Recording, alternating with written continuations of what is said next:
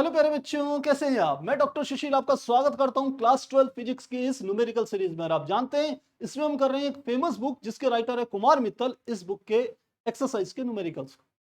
तो numerical exercise में बहुत सारे प्रश्न दिए हुए हैं, आपकी बहुत अच्छे से प्रैक्टिस होने वाली है। और खास बात यह है कि मैं एक एक क्वेश्चन करा रहा हूं, वन बाय वन करके कर रहा हूं, तो इसलिए कोई सिंगल क्वेश्चन भी ऐसा नहीं बचेगा जो कि आपको लगेगा यार कराया नहीं सर। और यदि आप ये सीरीज मेरे साथ कर लेते हैं तो मेरी गारंटी है बोर्ड एग्जाम में, आप किसी भी बोर्ड के स्टूडेंट हैं, उसमें कोई सिंगल क्वेश्चन भी ऐसा नहीं आएगा जो आपको लगे कि यार नया क्वेश्चन आ गया, मैंने कभी करा नहीं था। ये मेरी गारंटी रही। और साथ ही कॉम्पिटेटिव के लिए भी ये बहुत अधिक इंपॉर्टेंट है। तो चलिए स्टार्ट करें। फिलहाल आप जानते हैं इसमें हम कर रहे हैं चैप्टर नंबर 7 को इस बुक के अकॉर्डिंग, जो कि गतिमान आवेश तथा चुंबकीय क्षेत्र।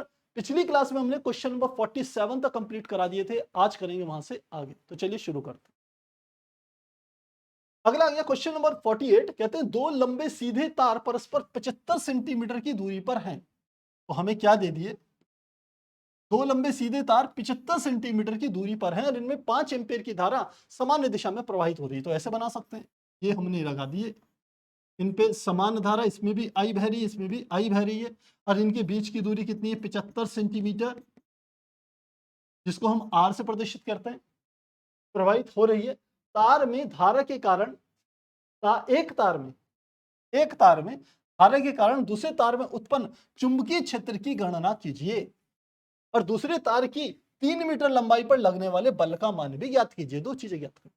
पहले क्या डाटा दे रखा है पहले लिख लेते हैं। तो चलिए, सबसे पहले इसने दे दिया दो लंबे तार दे दिए, प्रत्येक में दूरी यानी कि आर बराबर दे दिया 75 सेंटीमीटर। इसे मीटर में बदलेंगे तो 0.75, या ऐसे लिख लेते हैं 75 गुणा 10⁻⁻² मीटर, ऐसे लिख लेते हैं। आर इतना है। इसमें 5 एम्पीयर की धारा बह रही है, तो दोनों में I1 बराबर I2 बराबर I के है। ये कितनी, 5 एम्पीयर की धारा बह रही है दोनों में। एक तार की धारा के कारण दूसरे तार में उत्पन्न चुंबकीय क्षेत्र ज्ञात करना है। तो चुंबकीय क्षेत्र का सीधा सूत्र होता है, पहला जो पार्ट हमारा है होता है B इजिकल टू μ0/2 पाई, और ये होता है I/R। किसी धारावाही चालक से R दूरी पर चुंबकीय क्षेत्र का मान कितना होगा, इसका सूत्र ये वाला होता है। तो चलिए सॉल्व करते हैं। पिछले क्वेश्चंस जब आपने पीछे वाले देखे होंगे पिछले वीडियोस में, उसमें भी ऐसे ही क्वेश्चन करे थे हमने। तो μ0 का मान आप जानते हैं, क्योंकि μ0/4 पाई बराबर होता है 10⁻⁻7। तो आप जानते हैं μ0 बराबर लिख सकते हैं 4 पाई मल्टीप्लाई 10⁻⁻7, ऐसे लिख सकते हैं। तो μ0 का मान 4 पाई मल्टीप्लाई 10⁻⁻7 अपॉन आ गया 2 पाई मल्टीप्लाई आई, धारा का मान 5 एम्पियर, और दूरी कितनी दे दी यार, 75 गुणा 10⁻², 75 गुणा 10। ये कैसे आया, मान लो इस तार के कारण यहां पर चुंबकीय क्षेत्र में ज्ञात करना चाह रहा हूं। इस तार को मैं दे देता हूं तार नंबर 1 और इसको दे दिया 2। तो इसके कारण इस बिंदु पर जो चुंबकीय क्षेत्र होगा, राइट हैंड थंब लॉ से ऐसे, तो ये अंगुलियां यहां से अंदर जाएगी, तो इसका मतलब चुंबकीय क्षेत्र भीतर की ओर होगा, और इस चुंबकीय क्षेत्र को B1 से प्रदर्शित करेंगे जो इस धारावाही चालक के कारण उत्पन्न हो। तो इसी का मान निकाल रहे हैं। जितना ये चुंबकीय क्षेत्र उत्पन्न करेगा उतना ये वाला तार इस बिंदु पर भी उतना ही चुंबकीय क्षेत्र उत्पन्न करेगा, क्योंकि दोनों में धाराएं समान हैं और बीच की दूरियां भी समान। क्या आ जाएगा, इसको हम एक काटेंगे तो 5 से काट देंगे, 15 पंजे 75, तो कितना आ गया, इससे काटेंगे ये आ गया 2, तो ये आ गया 2/15 गुणा 10⁻⁻7 प्लस 2, तो ये आ गया 2/15 गुणा 10⁻⁻5। इतने टेस्ला आप लिख सकते हैं, इतने टेस्ला का मान आ गया। इसने 4/3 लिखा हुआ है, कोई दिक्कत नहीं है, इसने दे दिया 4/3। अब एक काम हमें करना पड़ेगा। देखिए 4/3 है तो 15, इसमें 2 की गुणा कर दी और ऊपर भी 2 की गुणा, तो 2 दूनी कितना आ गया, 4/15 दूनी 30 गुणा 10⁻⁻5 है। ये इसका जीरो, यानी कि इसको ऐसे लिख सकता हूँ 4/3 गुणा 10, और ऊपर है 10⁻⁻5। तो नीचे 10⁻1 प्लस का है, ये ऊपर जाएगा माइनस का हो जाएगा, तो आंसर आ जाएगा 4/3 गुणा 10⁻6 टेस्ला। ये आंसर इससे मैच करा रहा हूं, अन्यथा ऐसी कोई जरूरत नहीं है कि आप इसको जो मैंने 2/15 गुणा 10⁻⁻5 करा था, इसे कोई आवश्यकता नहीं थी कि ऐसे ही परिवर्तित किया जाए, और केवल मैचिंग कराने के लिए मैंने यह काम कर दिया। अब ध्यान दीजिए, पहला पार्ट हो गया, एक तार के कारण दूसरे तार में उत्पन्न चुंबकीय क्षेत्र की गणना कीजिए, इतना हमने पूरा कर दिया। अब है दूसरे तार की 3 मीटर लंबाई पर लगने वाले बल का मान ज्ञात कीजिए। अब दूसरे पार्ट में आप जानते हैं कि दोनों तारों के बीच लगने वाला बल होता है एकांक लंबाई पर म्यू नॉट अपॉन, ये सूत्र आता है म्यू नॉट अपॉन 2 पाई, और ये होता है I1 I2 अपॉन किसके बराबर होता है, R के बराबर होता है। ये होता है F अपॉन L, ये एम्पियर का परिपथी नियम आपने पढ़ा होगा, जिससे हम सॉल्व करते थे इस वाले डेरिवेशन को, जिससे हम एम्पियर की परिभाषा निकालते थे। तो ये F upon L mu naught upon 2 पाई I1 I2 बटे R के बराबर ये हमारा सूत्र आता था।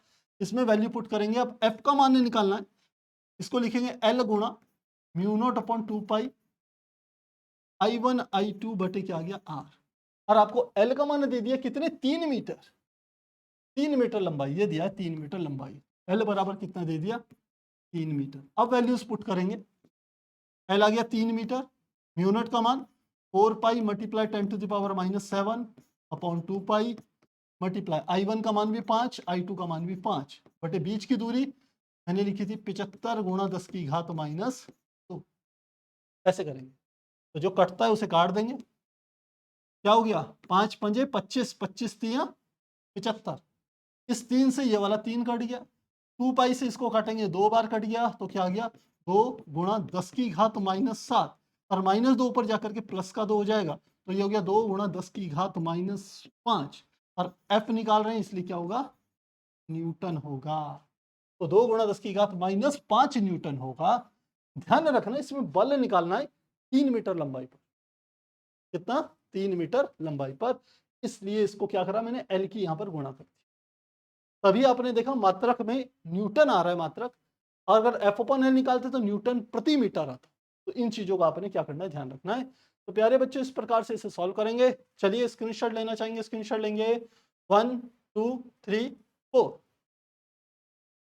नेक्स्ट, दो समांतर धारावाही चालकों के मध्य चुंबकीय क्षेत्र का मान भी है। दो समांतर धारावाही चालक हैं, ऐसे मैंने ले लिए,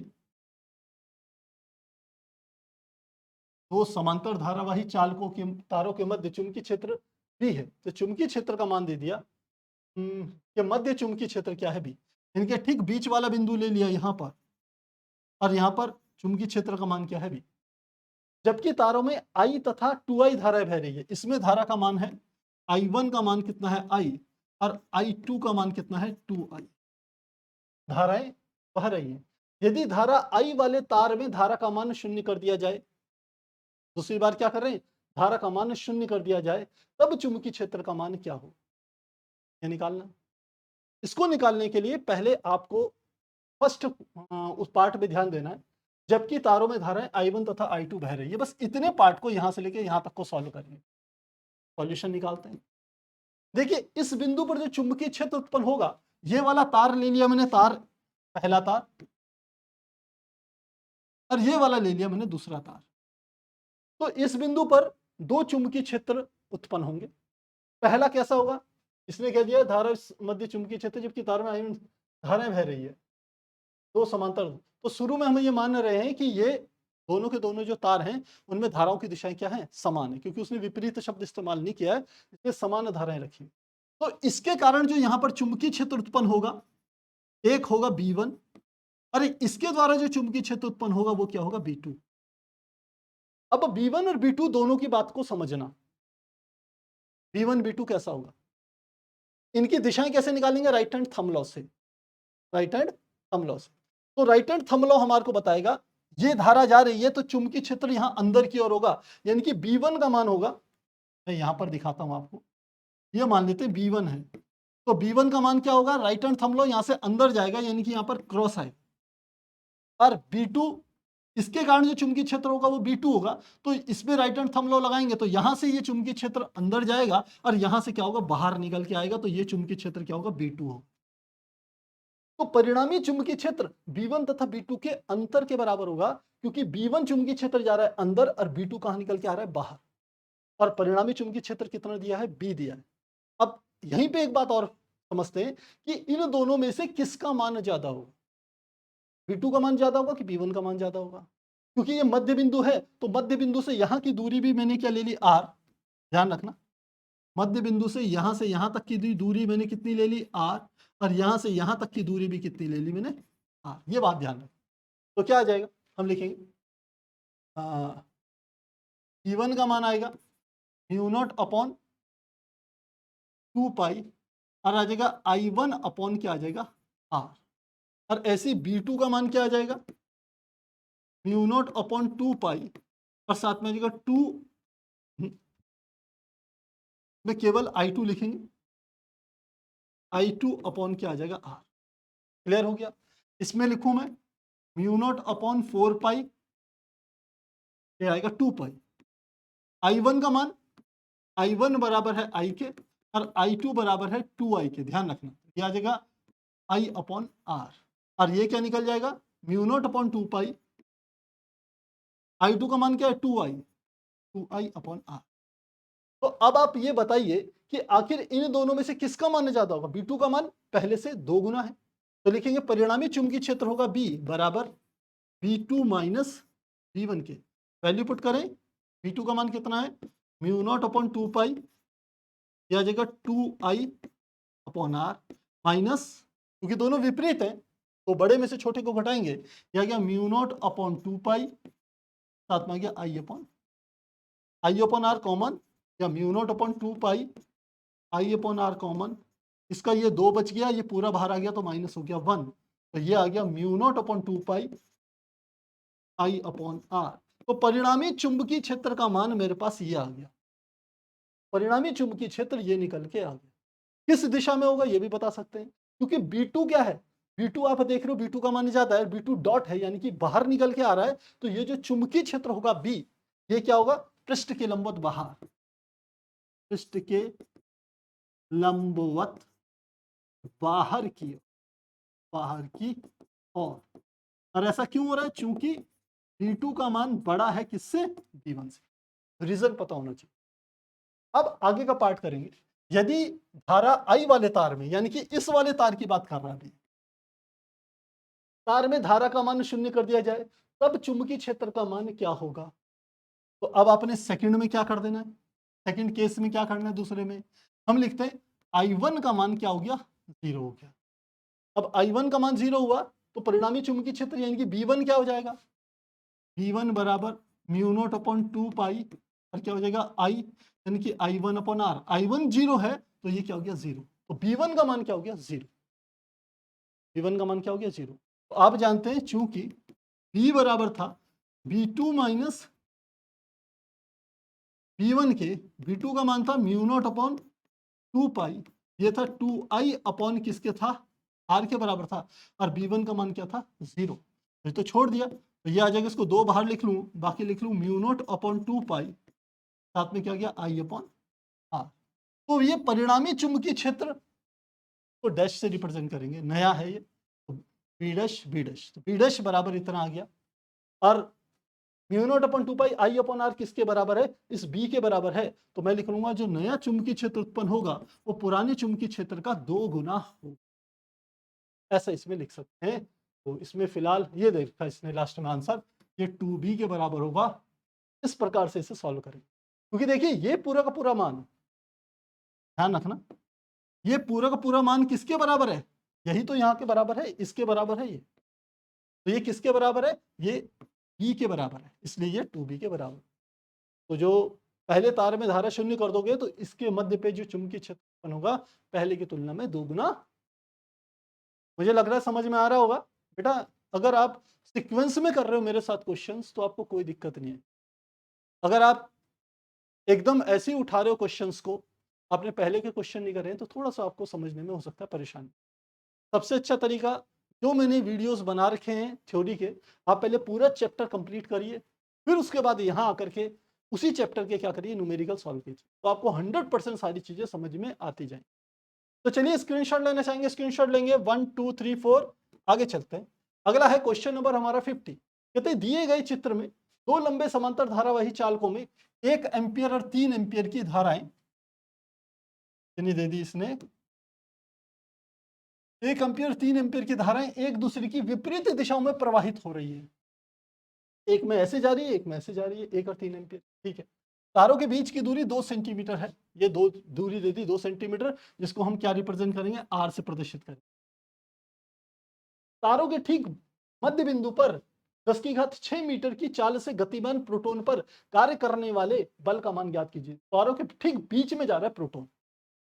तो यदि ये 2 सेंटीमीटर की डिस्टेंस है तो यहां से यहां तक की दूरी कितनी होगी, ये होगी 1 सेंटीमीटर, और यहां से यहां तक की दूरी भी कितनी होगी, 1 सेंटीमीटर। तो सबसे पहले ठीक मध्य बिंदु पर, इस बिंदु को मैं कोई नाम दे रहा हूं, मान लेते हैं P, इस मध्य बिंदु पर चुंबकीय क्षेत्र ज्ञात करेंगे इन दोनों धारावाही चालकों के कारण। तो लिखेंगे, सॉल्यूशन करते हैं। सबसे पहले I1 का मान कितना दे दिया हमारे को, 1 एम्पियर, 1 एम्पियर, और I2 का मान कितना दे दिया, 3 एम्पियर, 3 एम्पियर दे दिया। एक दूसरे के विपरीत दिशा में चल रहे हैं, तारों से 2 सेंटीमीटर की दूरी पर। तो यानी कि हमारे को R का मान कितना दे दिया, क्योंकि मध्य बिंदु से जो दूरी है P पर वो 1 सेंटीमीटर है दोनों तारों के लिए। तो मध्य बिंदु पर परिणामी चुंबकीय क्षेत्र लिखते हैं मध्य बिंदु पर परिणामी चुंबकीय क्षेत्र, इस चुंबकीय क्षेत्र को B से प्रदर्शित कर रहा हूं। अब एक एक बात पे ध्यान देना बेटा, ये पहला तार ले लिया मैंने और ये ले लिया दूसरा तार। पहले तार में धारा जा रही है ऊपर की दिशा में, तो मध्य बिंदु पर चुंबकीय क्षेत्र, राइट हैंड थंब लॉ लगाएंगे तो चुंबकीय क्षेत्र ऐसे भीतर जाएगा, यानी कि चुंबकीय क्षेत्र क्या होगा, पृष्ठ के लंबवत भीतर की ओर जाएगा। इसको मैं रिप्रेजेंट करता हूं क्रॉस से, यानी कि बीच में यहीं पर बना देता हूं। ये किसको रिप्रेजेंट कर रहा है, B1। अब दूसरे वाले तार की बात करते हैं। इसमें धारा नीचे बह रही, तो राइट हैंड थंब लॉ, धारा नीचे जा रही है तो चुंबकीय क्षेत्र यहां से भीतर जाएगा और यहां से बाहर आएगा। तो यानी कि इसके कारण जो चुंबकीय क्षेत्र उत्पन्न होगा मध्य पे, वो B2 भी क्या होगा, भीतर की तरफ ही होगा। पिछले वाले प्रश्न में समान दिशाओं में था, इसलिए वो एक दूसरे की विपरीत दिशाएं आ रही चुंबकीय क्षेत्र की, उनको घटा रहे थे। यहाँ एक ही दिशा में चुंबकीय क्षेत्र आ रहा है, B1 B2 दोनों में अंदर जा रहा है क्रॉस करके, तो परिणामी चुंबकीय क्षेत्र भी अंदर जाएगा। इसका मतलब B बराबर होगा B1 प्लस B2। अब B1 B2 के मान रख देते हैं। B1 का मान सूत्र के according μ0/2 I1 upon R plus μ0/2 I2 upon R के बराबर। तो μ0/2 ऐसे ही लिख लेते हैं, बाहर लिख लेते हैं μ0/2 और साथ में मल्टीप्लाई 1/R, क्या आ जाएगा I1 plus I2। Value put करें, μ0 का मान 4 मल्टीप्लाई 10⁻⁻7, पहले के प्रश्नों में भी रखा हुआ है, नीचे 2 मल्टीप्लाई 1/R का मान, R का मान कितना है, 1 सेंटीमीटर। तो इसे लिखेंगे 1 × 10⁻² मीटर, यानी कि सीधे लिख सकते हैं 10⁻² मीटर। मीटर में बदल दिया, क्या आ गया 10⁻²।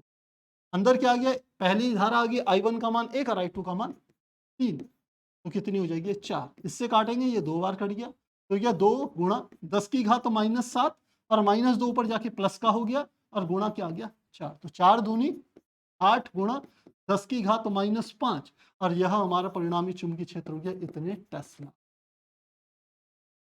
तो ये हमारे को निकल गया, हमने इतना निकाल दिया कि चुंबकीय क्षेत्र कितना हो।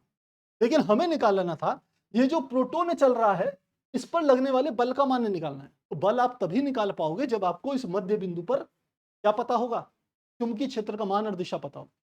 अब प्रोटॉन के लिए, अब प्रोटॉन की गति का अध्ययन करेंगे। प्रोटॉन के लिए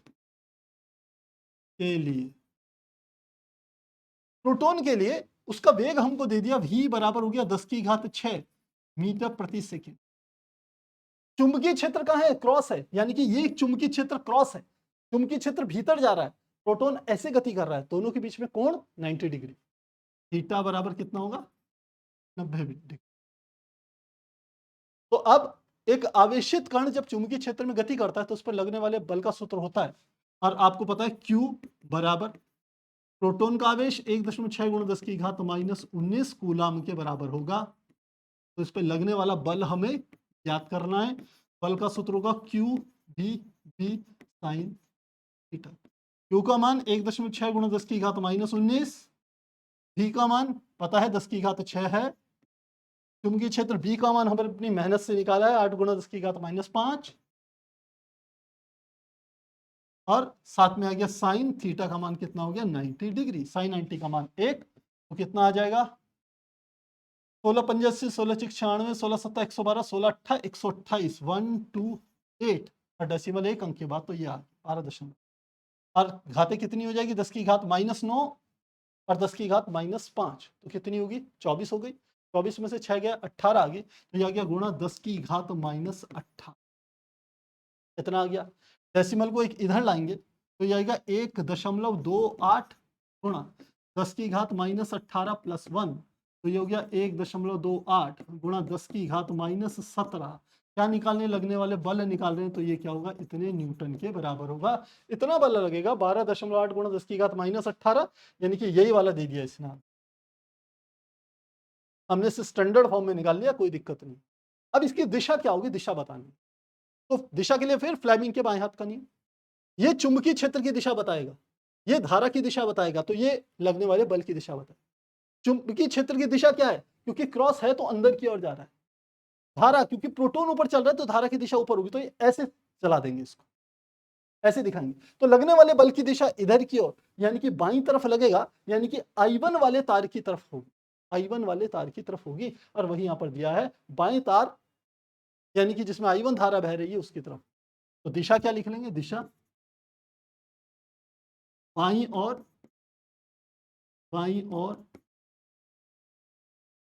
1 एम्पियर वाले, 1 एम्पियर वाले तार की ओर, तार की ओर। तो बेटा जब भी दिशा निकालनी हो फ्लेमिंग के बाएं हाथ का नियम निकालना। चुंबकीय क्षेत्र पहली फिंगर, धारा बीच की फिंगर, तब बल अंगूठे से पता चलेगा। और ध्यान रखना यदि इलेक्ट्रॉन होता तो इलेक्ट्रॉन के चलने की दिशा के विपरीत ही दिशा लेते धारा की दिशा, और प्रोटॉन जिस दिशा में चलेगा उसी दिशा को धारा की दिशा मानी जाती है। इस प्रकार से इसे हल करें। तो चलिए स्क्रीनशॉट लेना चाहेंगे, स्क्रीनशॉट लेंगे 1 2 3 4। अगला प्रश्न देखते हैं, दो लंबे समांतर तार परस्पर 3 सेंटीमीटर की दूरी पर स्थित हैं। तो ये हमने तार ले लिए, इनके बीच की जो दूरी है जिसको मैंने ले लिया r, जो है ये हो गया 3 सेंटीमीटर की दूरी पर स्थित है। क्रमशः 2 तथा 3 एम्पियर की धारा बह रही है। इसमें I का मान I1 है, ये क्या होगी I2, धारा प्रवाहित हो रही है। प्रत्येक तार द्वारा दूसरे तार की प्रति मीटर लंबाई पर लगने वाले बल की गणना कीजिए। मान लेते हैं तार में धाराएं ऐसी बह रही है, तो लगने वाले बल की गणना करनी है। जितना तार पहला दूसरे पर लगाएगा उतना ही दूसरा पहले पर लगाएगा, सिंपल सी बात है, ठीक है। तो कैसे निकालेंगे, सॉल्यूशन कर लेते हैं। हमें क्या दे दिए, दो लंबे तार 3 सेंटीमीटर की दूरी, तो r बराबर 3 सेंटीमीटर दे दिया, मीटर में बदलेंगे तो 3 गुणा 10 की घात -2 मीटर, ये आ गया r का मान। धाराएं कितनी है, I1 का मान 2 एम्पियर और I2 का मान 3 एम्पियर, 2 एम्पियर, और I2 का मान कितना है 3 एम्पियर। लगने वाले बल का मान निकालना है, F का मान कितना होगा। सूत्र आप जानते हो इसका, F बराबर μ0/2 पाई I1 I2 बटे क्या होता है R, ये सूत्र होता है। पहले पुट कीजिए, अब जानते हैं μ0/4 पाई बराबर होता है 10⁻⁻7। तो यहां से निकलता है μ0 बराबर 4 पाई की इधर गुणा 4 पाई मल्टीप्लाई 10⁻⁻7। वैल्यू पुट करें, μ0 का मान 4 पाई गुणा 10 की घात -7 बटे क्या आ गया 2 पाई गुणा I1 का मान 2, I2 का मान 3, तो क्या गया 2 गुणा 3 बटे R का मान कितना दे दिया, R का मान दे दिया 3 गुणा 10 की घात -2, 3 गुणा 10 की घात -2। चलिए सॉल्व कीजिए, इस 3 से ये 3 कट गया, और 2 पाई से इसको कटेंगे तो ये 2 बार कट जाएगा, 2 दूनी कितना आ गया 4, 10 की घात कितना आ गया गुणा गुणा, ये 2 दूनी 4, 10 की घात -7, ये -2 ऊपर जाके प्लस का हो जाएगा, घात +2 हो जाएगी, तो 4 गुणा 10 की घात -5, और यह तार की प्रत्येक अंक लंबाई पर लगने वाले बल का मान होता है F/L, F/L, F/L, और ये आ जाएगा न्यूटन प्रति मीटर के बराबर होगा। और यह हमारा आंसर आ गया 4 गुणा 10 की घात -5 न्यूटन प्रति मीटर। इस प्रकार से इसे क्या करेंगे, सॉल्व करेंगे। आसान है, बेसिक फार्मूला है, सीधे सीधे जो इस चैप्टर का लास्ट डेरिवेशन है उसमें ये आपको दिया हुआ है, दो सीधे समांतर तार हैं, उनकी प्रत्येक अंक लंबाई पर लगने वाले बल के लिए सूत्र आता है, जो कि ड्राइव करके आता है F/L बराबर μ0/2 I1 I2 बटे R। और यहीं से एम्पियर की डेफिनेशन भी निकलती थी, आपको ध्यान। तो चलिए स्क्रीनशॉट लेना चाहेंगे, स्क्रीनशॉट लेंगे। 1 2 3 4। Next question, question number 52। कहते हैं दो समांतर तार जिनमें प्रत्येक की लंबाई 0.5 मीटर है। अब दोनों तार दे दिए, पहला तार दूसरा तार, प्रत्येक की लंबाई यहां से लेके यहां तक की लंबाई 0.5 मीटर, प्रत्येक की लंबाई सेम है, लंबाई दे दी, परस्पर 1 मीटर की दूरी पर है, यानी कि यहां से लेके यहां तक की जो दूरी दे दी आर वो बराबर दे दी 1 मीटर। ठीक है, यदि प्रत्येक तार में 1 एम्पियर की धारा प्रवाहित हो, प्रत्येक तार में जो धारा का मान दे दिया 1 एम्पियर और इसमें भी धारा का मान दे दिया 1 एम्पियर की धारा प्रवाहित हो, तो उनके बीच कितना बल लगेगा? पहले तो बल बनाना है। यदि प्रत्येक तार में धारा का मान 2 गुना और उनके बीच की दूरी आधी कर दी जाए तो बल कितना बढ़ जाए? दो चीजें निकालनी है, तो चलिए निकालते हैं, सॉल्यूशन करते हैं। पहले तार की लंबाई यानी कि L आपको दे दिया 0.5 मीटर, पहला तार कितना दे दिया 1 मीटर, प्रत्येक तार में 1 एम्पियर की धारा बह रही है, यानी कि I1 बराबर I2 बराबर 1 एम्पियर, ये भी आ गया। तो उनके बीच कितना बल लगेगा? लगने वाले बल का सूत्र होता है, आपको पता होना चाहिए, F/L, तार की प्रत्येक अंक लंबाई पर लगने वाले बल का सूत्र है μ0/2 पाई I1 I2 बटे क्या होता है R। लेकिन उसने तार की प्रत्येक अंक लंबाई पर बल नहीं पूछा, उसने कहा उनके बीच कितना बल लगेगा, हमें केवल F निकालना। जब ऐसा प्रश्न आए तो इस L की यहां गुणा कर देनी, F बराबर L मल्टीप्लाई μ0/2 पाई I1 I2 बटे क्या आ गया R। अब आप निकाल सकते हैं, L का मान आपको पता है 0.5, तो 0 गुणा μ0 का मान अभी बताया था, यह आएगा 4 पाई मल्टीप्लाई 10⁻⁷ बटे कितना आ गया 2 पाई मल्टीप्लाई I1 I2 का मान 1 गुणा 1 बटे R, बीच की दूरी कितनी है 1 मीटर, ये लिख लिया। इसको इससे करेंगे तो 2 बार जाएगा, 2 की 5 में करेंगे तो 5 दूनी 10, 1.0 गुणा 10 की घात -7, यानी कि आ गया 10 की घात -7 न्यूटन का बल लगेगा। F का मान 10 की घात -7 न्यूटन का बल लगेगा, ये आपके पास बल का मान आ गया। 1 गुणा 10 की घात -7 लिखिए या 10 की घात -7 लिखिए, बात एक ही। पहला काम हो गया। सेकंड केस समझिए, ये तो पहला था, दूसरी स्थिति समझनी है, यहां से दूसरी स्थिति शुरू हो रही है। यदि प्रत्येक तार में धारा का मान 2 गुना तथा उनके बीच की दूरी आधी कर दी जाए तो बल कितना लगेगा? अब धारा का मान I1 बराबर I2 बराबर पहले की अपेक्षा क्या कर दिया 2 गुना कर दिया, यानी कि पहले यदि I था, क्या पहले दो सीधे 2 एम्पियर लिख लेते हैं, सीधे ही मान निकाल लेंगे, 2 एम्पियर लिख लिया, I1 I2 बराबर कितना आ गया 2 एम्पियर। अब उनके बीच की दूरी आधी कर दी जाए, यानी कि R का मान कितना कर दिया, पहले 1 मीटर था तो अब कर दिया 0.5 मीटर। तो अब लगने वाले बल का मान निकालना है, तो सूत्र वही आएगा F बराबर L गुणा μ0/4 पाई, ये 2 पाई आएगा यहाँ पर, I1 I2 बटे कितना आ जाएगा R, वैल्यू पुट करें, L का मान 0.5, इसका मान 4 पाई मल्टीप्लाई 10⁻⁷ बटे 2 पाई गुणा I1 I2 का मान 2 एम्पियर है तो 2 गुणा 2 बटे, इसका मान कितना हो गया, पहले 1 था, अब कितना हो गया 0. तो देखिए जो जो चीजें कट रही है काट दीजिए, 0.5 से 0.5 कट गया, 2 पाई से 4 पाई को काटेंगे तो कितना आ जाएगा, ये आ जाएगा 2 बार कटेगा, तो 2 दूनी 4 दूनी 8, तो ये आ गया 8 गुणा 10 की घात -7, ये आ गया F का मान। इसको F डैश ले लेते हैं, आपकी बात F डैश ले लेते हैं। तो अब F और F डैश में यदि तुलना करेंगे तो लिखेंगे चूंकि F डैश जो है वो 8 गुना है किसका, F का, तो जो बल नया बल होगा वो पहले की तुलना में 8 गुना हो जाएगा। इस प्रकार से इसे हम क्या करेंगे, हल करेंगे, ये यहाँ पर लिखा हुआ है 8 गुना हो जाएगा। न्यूमेरिकल वैल्यू कहूँ तो 8 गुणा 10 की घात -7, और कंपेरिजन कहूँ तो पहला नया वाला बल पहले की तुलना में 8 गुना हो गया, क्योंकि पहले वाला बल 10 की घात -7 न्यूटन था, अब इसका आ गया 8 हो रहा। तो आसान हो गया मुझे लगता है, क्लियर हो गया होगा, कोई डाउट नहीं होगा। तो ये हमारा था क्वेश्चन नंबर 52।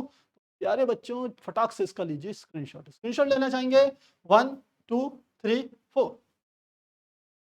नेक्स्ट क्वेश्चन, दो समांतर तारों में जिनकी पारस्परिक दूरी यानी कि उनके बीच की दूरी इतनी दी हुई है, हमें दे दी इसने इतनी, दो तार ले लिए, इनके बीच की जो दूरी है r वो बराबर है 0.06 मीटर, ये दे दी।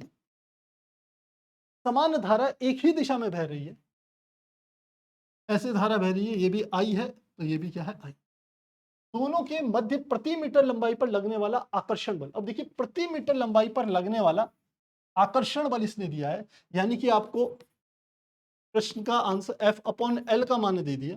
L चलिए कैपिटल ले लेते हैं, ये दे दिया 3 गुणा 10 की घात 3 गुणा 10 की घात कितना है -3 न्यूटन।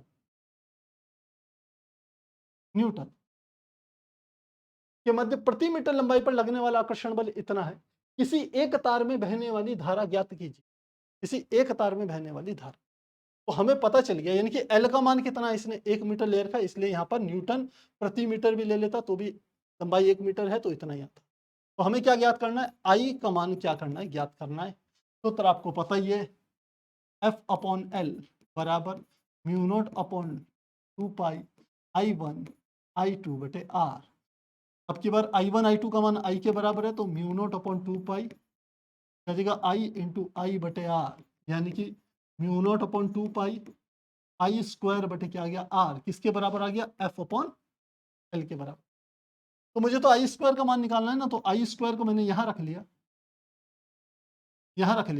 R की यहाँ गुणा, तो F बटे L मल्टीप्लाई क्या आ गया R यहाँ गुणा, और μ0/2 पाई की क्या हो जाएगी, ये भी पलट जाएगा, 2 पाई ऊपर और μ0 की क्या हो जाएगी नीचे गुणा हो जाएगी।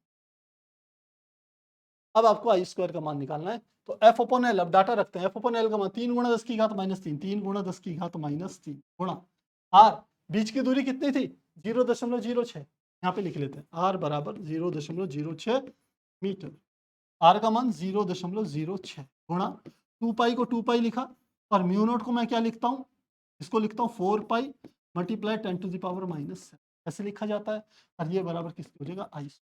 अब वैल्यू पुट करते हैं, काटते हैं जो चीजें कटती है।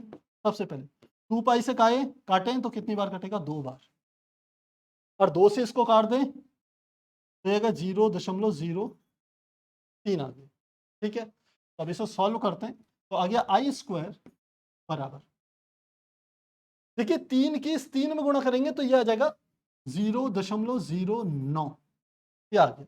ये है 10 की घात -3 और 10 की घात -7 ऊपर जाकर के प्लस का हो जाएगा, तो यह क्या 10 की घात -3 प्लस, तो कितना निकल के आ जाएगा, इसको भी मैं ऐसे लिख सकता हूँ 9 गुणा 10 की घात -2 गुणा यह आ गया 10 की घात कितना आ गया 4 प्लस का 4, तो ये आ गया 9 गुणा 10 की घात -2 प्लस 4, तो 10 की घात कितना आ जाएगा 2 आ जाएगा।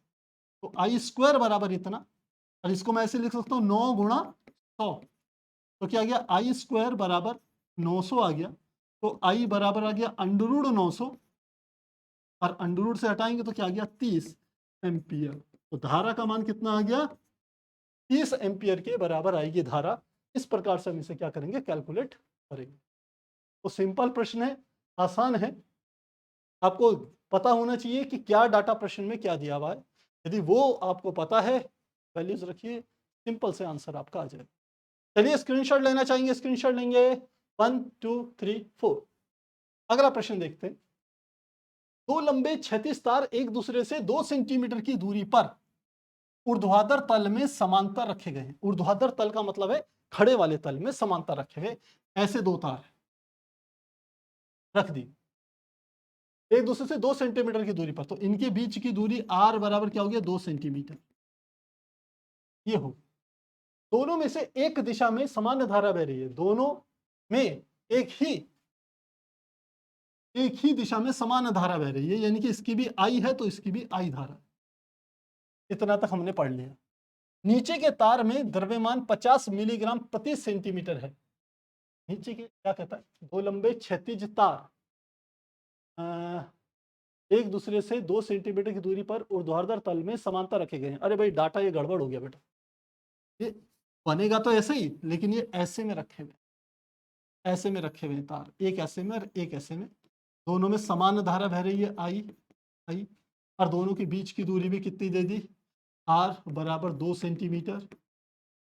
कितना दे दिया, कहते नीचे के तार का द्रव्यमान 50 मिलीग्राम है, यानी कि इसने कहा कि नीचे के तार का, इस वाले तार का जो द्रव्यमान है m, वह 50 मिलीग्राम ग्राम है। तारों में कितनी धारा प्रवाहित करें जबकि नीचे का तार भारहीन प्रतीत हो। ये तभी प्रतीत होगा जब इस पर नीचे वाला लगने वाला भार बल एफ जी, जो ग्रेविटेशनल फोर्स होता है एम जी, ये बराबर हो जाए इस पे ऊपर लगने वाले बल के। ये वाला था इसको ऊपर की ओर जो बल लगा है, यानी कि चुंबकीय बल कह लीजिए या F/L कह लीजिए, तार की प्रति एकांक लंबाई पर लगने वाला बल, इन दोनों का मान एक दूसरे के बराबर होगा, भारहीन प्रतीत हो। ऐसा इस प्रश्न को आपने समझना है। तो कैसे करेंगे, हम लिखते हैं, देखिए ये कह रहा है F/L जो है वो बराबर होना चाहिए। अब यहां पर दे रखा है, एक बार दोबारा पढ़ना पड़ेगा।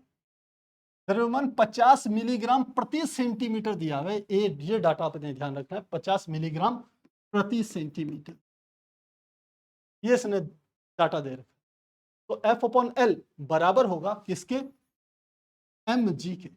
लेकिन यहां m क्या है, m/L है, 50 मिलीग्राम प्रति सेंटीमीटर दिया। तो सबसे पहले m/L का मान निकालेंगे। m/L बराबर है 50 मिलीग्राम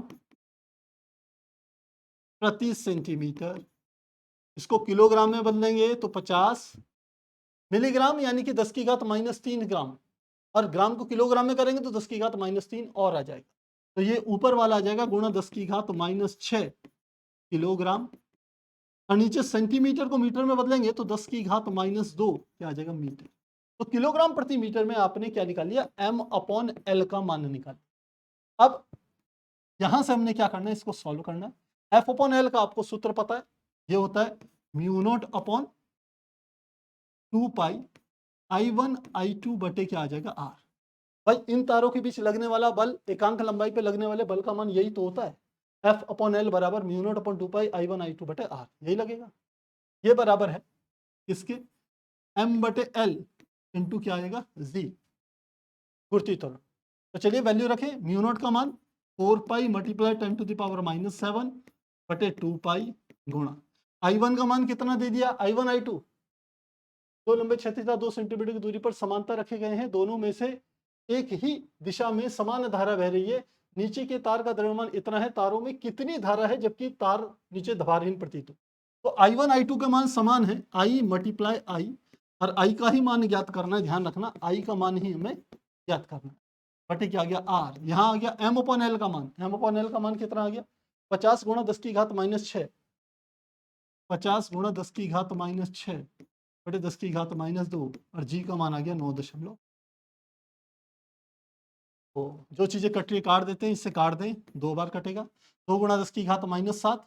R का मान हमने और रखना था, यहाँ पर R का मान हमारे को पता है 2 सेंटीमीटर है, यहाँ पे लिख लेते हैं R बराबर 2 सेंटीमीटर बराबर 2 गुणा 10 की घात -2, ये भी लिखेंगे 2 गुणा 10 की घात -2 मीटर। तो चलिए अब इस वाले 2 से ये 2 काट देंगे, इस वाले 2 से ये वाला 2 कट गया, तो क्या आ जाएगा, 10 की घात -7, और ये 2 ऊपर आके +2 हो जाएगा, गुणा I की I में गुणा I² बराबर, यहाँ कितना आ जाएगा, 50 की 9.8 में आपने गुणा करनी है, तो mg के बराबर ही होगा, उत्तर तो यही लगेगा। आप चाहें तो इसको लगभग 10 के बराबर भी ले सकते हैं, चलिए फिर भी नहीं लेते, 5 की गुणा कर लेते हैं। तो 5 की 5,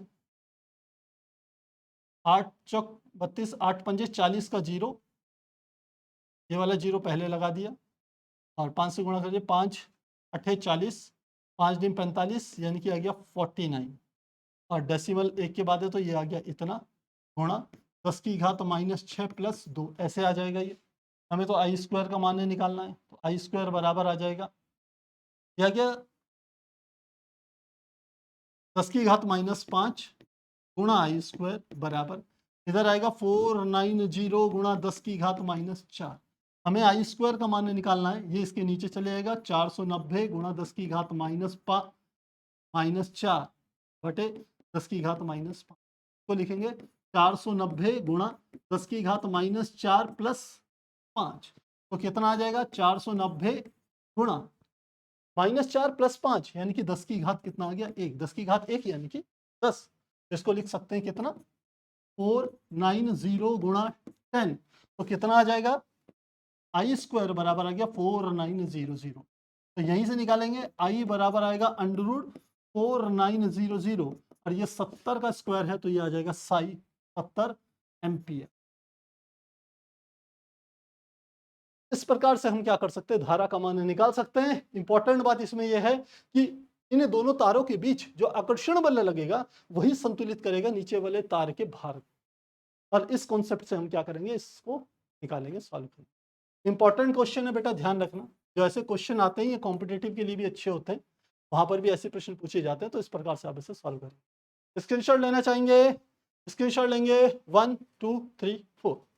तो प्यारे बच्चों, आज हमने क्वेश्चन नंबर 48 से लेके 54 तक करे।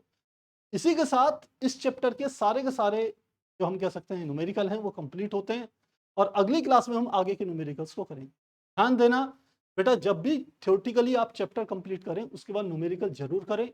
जब ऐसा करते हैं तो आपको फार्मूले भी अच्छे से याद हो जाते हैं, और जो चीजें आपकी थ्योरी में थोड़ी से कॉन्सेप्ट हल्के पड़ जाते हैं या जो थोड़े आप मिस कर जाते हो जिन कॉन्सेप्ट को, वो न्यूमेरिकल में आपके क्या हो जाते हैं, कंप्लीट हो जाते हैं। तो ये दोनों एक दूसरे के पूरक हैं, थ्योरी और न्यूमेरिकल, इसलिए दोनों की अच्छे से तैयारी करना। मिलेंगे नेक्स्ट क्लास में अगले चैप्टर के न्यूमेरिकल्स के साथ, तब तक रखिए अपना ध्यान।